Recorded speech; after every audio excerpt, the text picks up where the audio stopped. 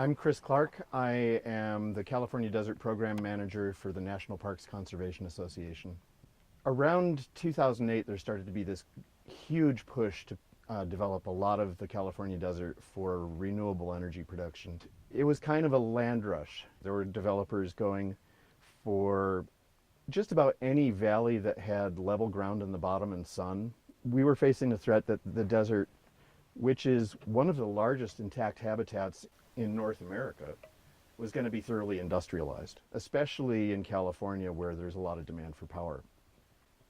And so this imperfect, very cumbersome process developed in which the state agencies and the BLM, the Bureau of Land Management, started working together to plan out how renewable energy development could happen in the desert while we still paid attention to protecting landscapes that were of immense conservation value and providing some places for people to play in ways that were not compatible with either energy production or conservation, like off-roading and things like that.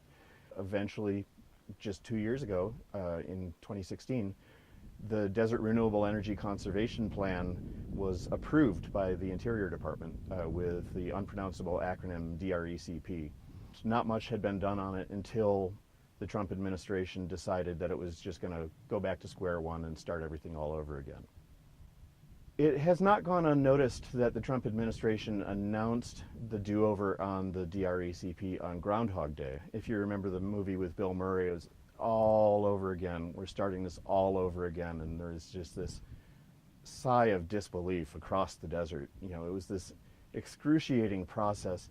Nobody was completely happy with the DRECP. The only thing that made people happy with the DRECP pretty uniformly is when it was finally finished. But even though I don't think anybody was completely happy with the plan, it was one of those things where people pretty much agreed that this was maybe the best we could get, regardless of what side you're on. It was a very complex compromise.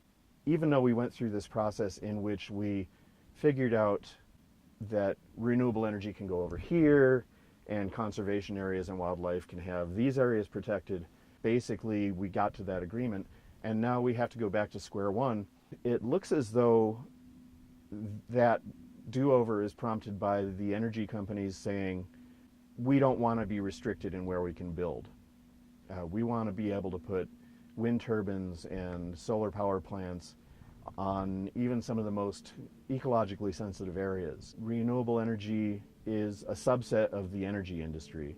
In this regard, from what we can tell, kind of acting like oil and gas and coal. I mean, they want to be able to develop this land regardless of the conservation value. And it's not all solar companies are like that, not all wind companies are like that, but there seems to be this push from the industry in general just to remove restrictions. I mean, that was in the language of the order from the Trump administration, to reduce burdens on energy development.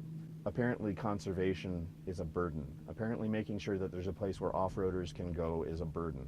If this plan gets reopened and redone, it looks as though we might be looking at just random development of the desert for renewable energy, regardless of where the site is, regardless of what's nearby, regardless of who's downwind that's going to be breathing in the construction dust and getting valley fever, regardless of which endangered species needs that land for migration corridor.